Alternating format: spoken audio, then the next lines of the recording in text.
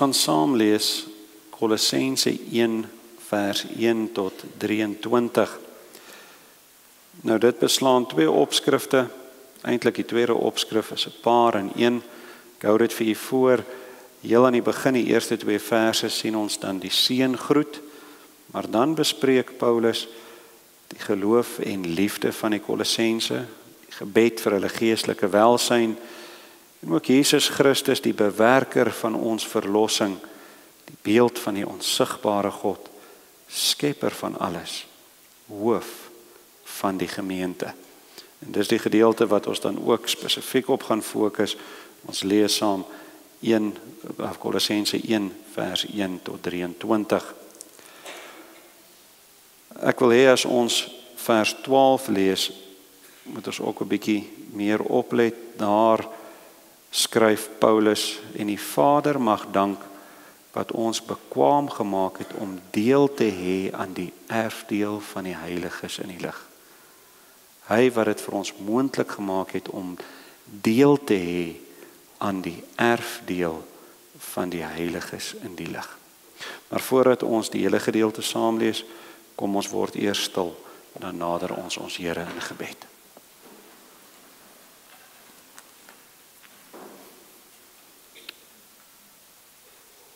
Almagtige God, grote koning en ewige Here, ons buig voor U in vrees en aanbidding. Ons loof, ons prys U heilige naam. Aan U alleen bring ons dank, die eer. Here, dit is nou al winter. Reeds het die koue begin. Maar ook met dit, ongeag die seisoen, ongeag die temperatuur, het ons deur die genade die voorreg om elke week hier te begin. Elke week na U woord te luister. Krag te ontvang, in die geloof versterk te word. Elke week te begin deur U te loof en te prys. Here, ons dra die gemeente aan U op vanoggend weer. Elke lidmaat, elke aksie, elke uitdaging, elke krisis en ook elkeen wat deur diep waters gaan. Ons dink in besonder aan hulle wat met siekte stoei. Omskalk, dan die Esther, Frikkie. Ons dra ook hulle aan U op wat hierdie week verjaar. Dan die Barbara Hon en Johan van der Merwe. Ons sê vir U dankie dat U in U genade ook aan hulle 'n nuwe lewensjaar toegevoeg het. Hierdie hele week is ons al besig om ondersoek te doen. Maar moet ons ook in hierdie gebed U om vergifnis vra. Vergewe ons ongehoorsaamhede. Help ons om al nader en nader aan U te groei. Dankie vir die voorreg om ook die afgelope Pinksterweek U seën te kon ervaar. En lei ons nou ook deur die diens en praat met ons vanuit U woord. En ons bede is dat die sakramentsbediening sal wees ooreenkomstig U wil en tot verheerliking van U naam. Dit vra ons nie uit verdienste nie, maar alleen in die naam van ons Here, Jesus Christus. Amen.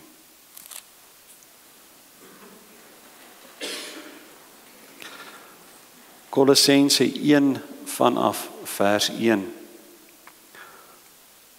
Paulus, 'n apostel van Jesus Christus deur die wil van God, en die broeder Timoteus aan die heilige en gelowige broeders in Christus wat in Kolosse is. Genade vir julle en vrede van God ons Vader en die Here Jesus Christus. Ons dank die God en Vader van ons Here Jesus Christus altyd as ons vir julle bid. Omdat ons gehoor het van julle geloof in Christus Jesus en julle liefde tot al die heiliges, vanweë die hoop wat vir julle weggelê is in die hemele, waarvan julle vroeër gehoor het deur die woord van die waarheid van die evangelie, wat sowel as die hele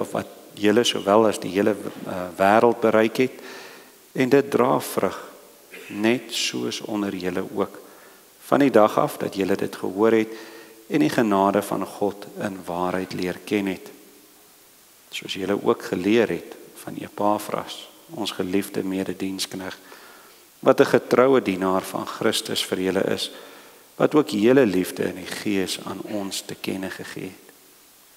Daarom hou ons ook nie op nie, van die dag af dat ons dit gehoor het, om vir julle te bid en te vra dat julle vervul mag word met die kennis van sy wil in alle wysheid en geestelike insig, sodat julle waardiglik voor die Here mag wandel, om hom in alles te behaag en julle in elke goeie werk vrug mag dra en in die kennis van God mag groei en met alle krag bekragtig word volgens die mag van sy heerlikheid tot alle lydsaamheid en lankmoedigheid met blydskap.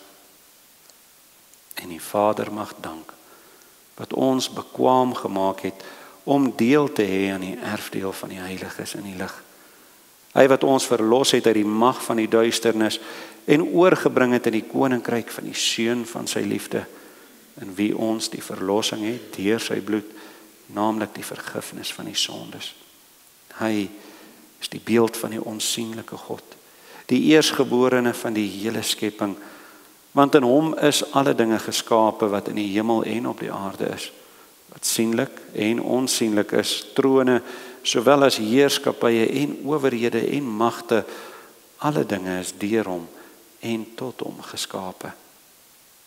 En hy is voor alle dinge, en in hom hou alle dinge stand.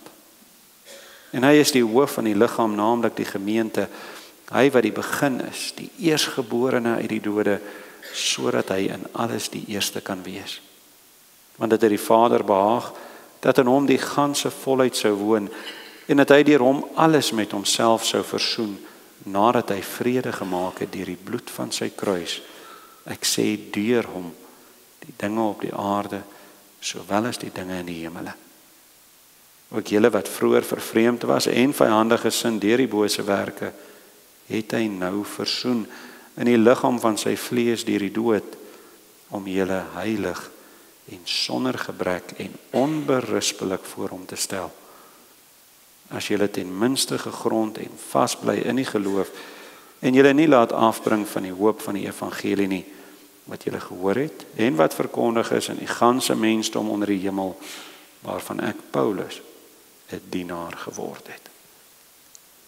Vers 12, wat ons bekwaam gemaak het, om deel te hê aan die erfdeel van die heiliges.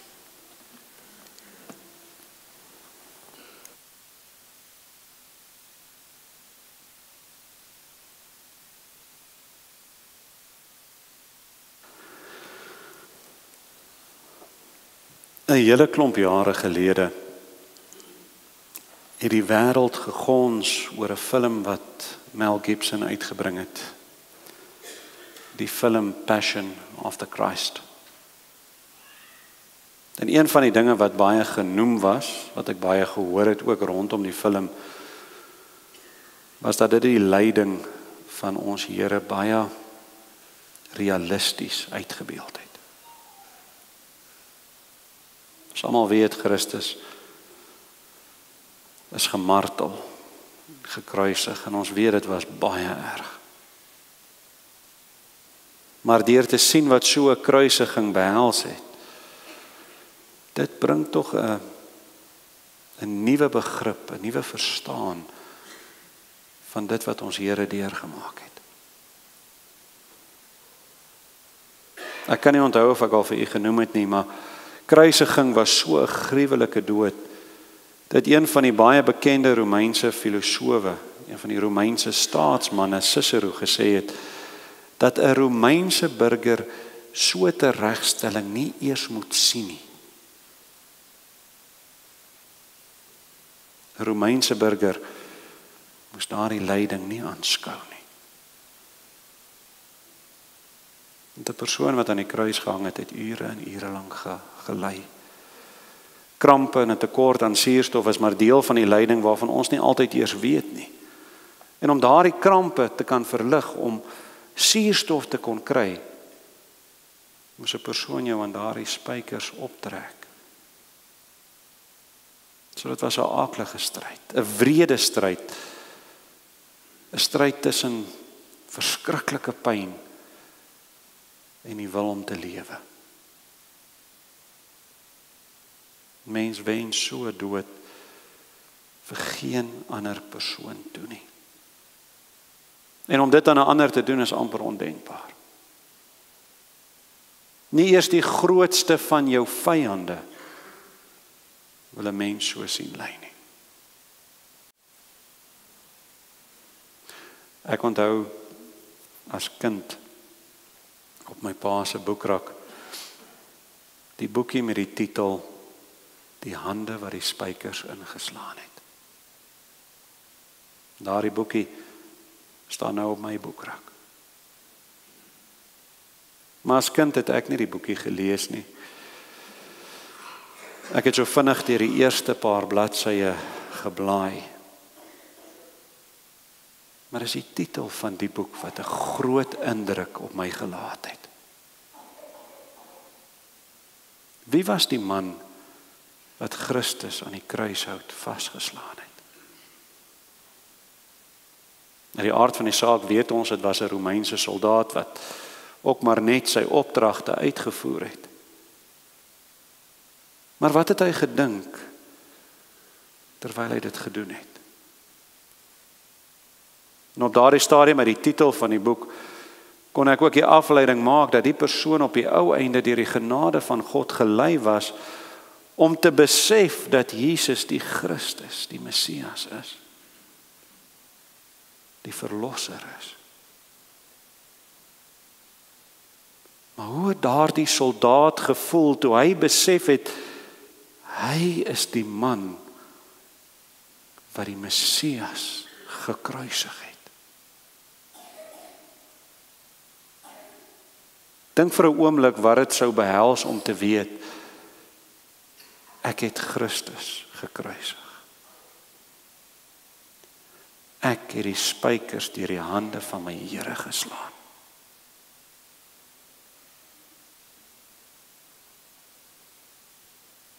Maar broers en susters, nou lees ons vers 21.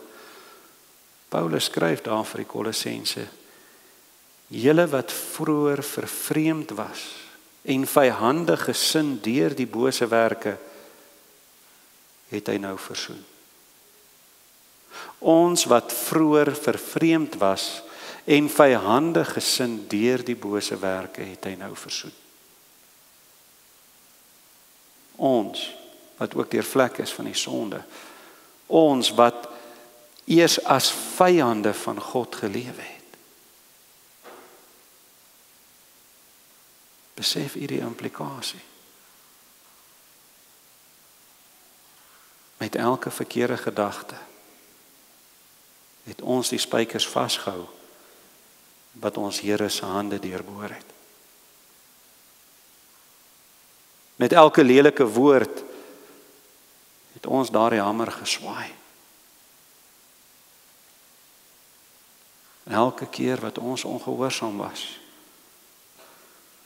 het ons die spykers ingeslaan. As sondaar mens was dit my hande wat die spykers deur die hande van my Here ingeslaan het.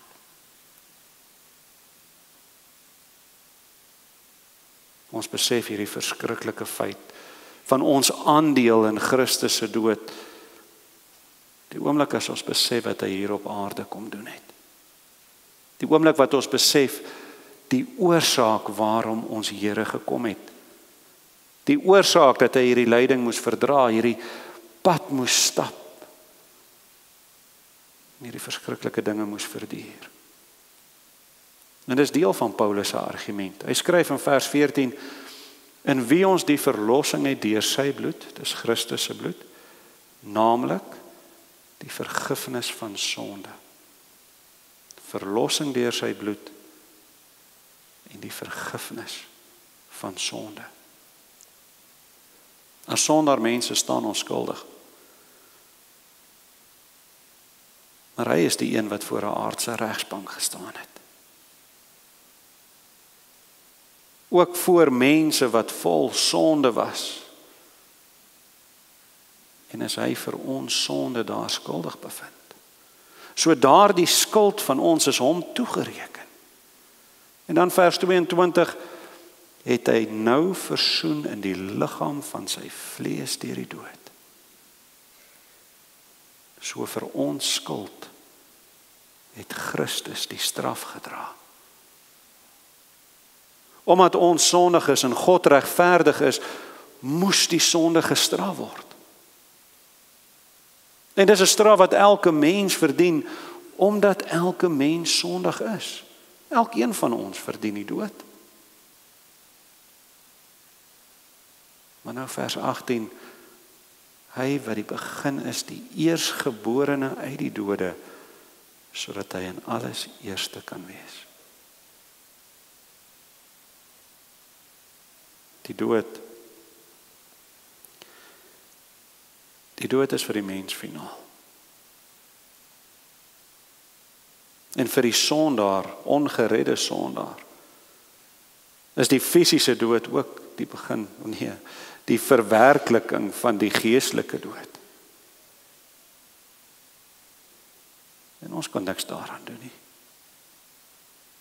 Ons het nie die mag of die krag om die dood uit die prentjie uit te neem nie. Vir ons was die dood 'n verskriklike dag wat op elkeen van ons gewag het. So dis duidelik, ons is skuldig. Ons verdien die dood. En daarom, broers en susters, is ons ook die rede dat Christus gekom het en dat ons Here gekruisig is. Ons kon nie ons eie heil bewerk nie, ons kon nie ons eie saak beredder nie. En het Jesus Christus dit in ons plek kom doen. Daarom sê ek weer, dit is ons hande wat die spykers ingeslaan het. Ons was deelgenote aan sy marteling as hulle wat hom gemartel het. Ons was deelgenote aan sy kruisiging as hulle wat hom vermoor het.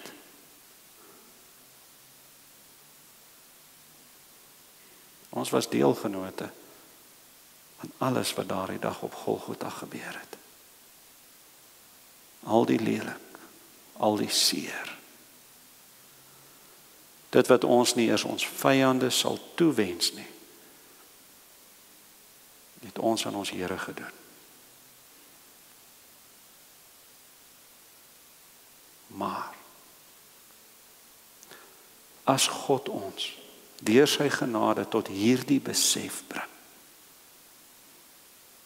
van ons aandeel in ons Here se lyding en sy sterwe, dan bring hy ook by ons die besef van ander wonderlike dinge. Want in hierdie verskriklike gebeure besef ons sy genade. Want hy het nie nodig gehad om te kom nie. Hy was nie verplig om voor daardie regsbank te staan nie. Niemand kon hom forceer, om dwing om aan die kruis te sterf nie. Dit het hy alles gedoen uit liefde en genade alleen. As ons besef dat ons as mense skuldig is, en as ons besef ons is nie in staat om in eie krag iets daaraan te doen nie, en as ons besef dat God ons nie verlossing geskuld het nie, dan kan ons nie anders as om sy genade, sy liefde raak te sien nie.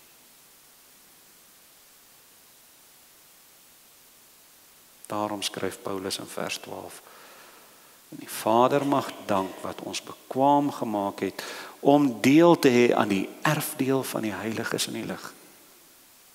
Ons het gedeel in die oorsaak, die noodsaak van Christus se lyding en sterwe. Maar omdat hy dit toegelaat het, omdat hy dit laat gebeur het, deel ons nou in sy verlossing, in die verlossing van Christus, se lyding en sterwe. Nie meer die oorsaak nie. In hom waar dit ons hande was wat die spykers ingeslaan het. In hom is dit nou ons hande wat daardie spykers deurboor het. Dis waaraan hy ons deel maak. Nie meer die oordeel en die straf en die dood nie, maar deelgenote in die lewe, die erfdeel van die heiliges. Vers 13 en 14. Hy wat ons verlos het uit die mag van die duisternis en oorgebring het in die koninkryk van die seun van sy liefde, in wie ons die verlossing het deur sy bloed, naamlik die vergifnis van sondes. Dis hierdie genade wat God aan ons, sy kinders, bewys het, wat ons vanoggend hier met die nagmaal vier.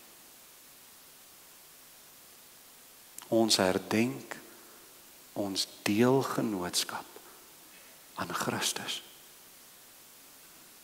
Ons herdenk die genade en die liefde wat God vir ons so onverdiend in sy seun bewys het. Want wat beteken dit, broers en susters? Wat beteken dit, hoor ons elke keer by die nagmaal, om die gekruisigde liggaam van Christus te eet en sy vergote bloed te drink?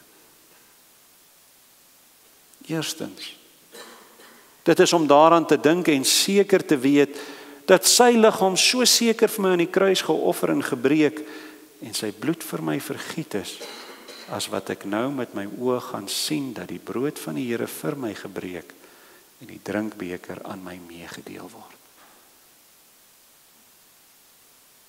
Tweedens, dat hy self my siel met sy gekruisigde liggaam en sy vergote bloed so seker tot die ewige lewe, die erfenis waarvan hy ons deel gemaak het, voet en laaf, as wat ek die brood eet en uit die beker drink. Dis daarom nie net alleen om die lyding en sterwe van Christus aan te neem en daardeur vergewing van sondes te verkry nie, maar ook om met sy heilige liggaam hoe langer, hoe meer verenig te word. Dit is 'n teken dat ons besef dat deur God se genade ons waarlik deel in Christus se offer aan die kruis. Paulus skryf hierdie brief aan die Kolossense om op daardie stadium 'n baie spesifieke probleem, verskynsel waarmee hulle gestoei het, aan te spreek. Nou Kolosse, die stad, was geleë tussen Hierapolis en Laodicea. En die stad was vir baie lank die hoofstad van Frigië. En Antiochus III het baie Joodse ballinge so ongeveer 200 voor Christus na Kolosse geskuif. So eintlik was daar 'n verskriklike groot Joodse populasie in hierdie stad gewees. Nou maar onder hulle was daar 'n siening wat 'n groot probleem vir die jong Christelike kerk veroorsaak het. Hulle het 'n lewensfilosofie gehad, lewensbeginsels, wat hulle die stoïgia genoem het. Volgens hulle 'n verborgde filosofie wat net aan verligte mense geopenbaar is. Dit was 'n manier van leef waardeur die mens, waardeur hulle geglo het, hulle al hoe heiliger en heiliger word, en deur onthouding van sekere kosse, asketisme, 'n baie spesifieke rituele kalender, sou hulle dit dan bereik. So het hulle geglo. Nou broers en susters, ons leef in 'n tyd waar daar ook 'n vorm van 'n stoïgia, 'n lewensfilosofie onder die mense posgevat het. En moenie 'n fout maak nie, dis nie net ander mense nie, dis ons eie mense. Vandag word geglo, jy kan maar doen net wat jy wil. Jy kan glo net wat jy wil. Solank jy oortuig is dat dit reg is, en jy niemand anders daarmee skade aandoen nie. Dis genoeg as jou waarheid, jou siening vir jou reg is, al is dit nie noodwendig myne of die res van die wêreld se nie. Dis die lewensfilosofie van die postmodernistiese wêreld waarin ons vandag leef. Dis reg solank jou siening vir jou reg is. Dis genoeg. Maar dit is nie genoeg nie. Paulus antwoord die gemeente in Kolosse en hy sê, as jy bietjie verder lees, vers 25 en 26, nou verbly ek my in my lyding vir julle en vul my vlees aan die oorblyfsels van die verdrukking van Christus vir sy liggaam, wat die gemeente is, waarvan ek 'n dienaar geword het volgens die bediening van God wat aan my gegee is in julle belang, om die woord van God te vervul, naamlik die verborgenheid wat van die eeue en geslagte af verborge was, maar nou geopenbaar is aan sy heiliges, aan wie God wou bekend maak wat die rykdom van die heerlikheid van hierdie verborgenheid onder die heidene is. Dit is Christus onder julle, die hoop van die heerlikheid. Christus is die openbaring van God. Christus is die Here. Christus is die waarheid. So wat is die wêreld vandag besig om te doen deur hierdie filosofie sonder Christus? Broers en susters, hulle is besig om weg te kyk, om hulle oë toe te maak, terwyl hulle steeds daardie spykers al dieper en dieper inslaan. Want daar is net een keuse, moenie 'n fout maak nie. Of jy deel in die hande wat die spykers ingeslaan het, of jy deel in Christus se hande waardeur die spykers geslaan is. Of jy glo in Christus as jou Here, jou redder, jou saligmaker. Of jy glo nie. So vanoggend, hierdie geleentheid, is 'n besef van ons hande wat so lank daardie spykers vasgehou het. So lank die houe geswaai het om dit in te slaan. Maar is ook 'n voorneme om in sover dit vir ons moontlik is deur die krag van ons Here nooit weer aan daardie dinge te deel nie. Vanoggend is 'n teken, 'n dankbetuiging vir die genade en die liefde van God wat daardie skuld weggeneem het. En ons eerder deel gemaak het aan Christus se hande wat teen die kruishout vasgeslaan is. Maar is ook 'n getuienis, 'n belydenis dat God se genade alleen, Christus alleen verlossing en heiligmaking bring en geen ander vorm van filosofie of godsdienst nie. En daarom voordat ons die sakrament gebruik, is dit net reg dat ons sal stil word, dat ons die Vader mag dank wat ons bekwaam gemaak het om nie meer te deel aan die hande wat die spykers ingeslaan het nie, maar om in Christus Jesus te deel aan die erfdeel van die heiliges in die lig. Amen. Kom ons bid saam.